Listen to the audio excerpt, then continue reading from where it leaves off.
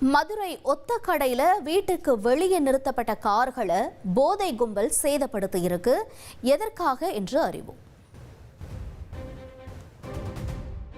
மதுரை ஒத்தக்கடை அருகே வீட்டிற்கு வெளியே நிறுத்தப்பட்டிருந்த சொகுசு கார்களை போதை கும்பல் கற்களை கொண்டு சேதப்படுத்தும் சிசிடிவி காட்சி வெளியாகி அதிர்ச்சியை ஏற்படுத்தியுள்ளது.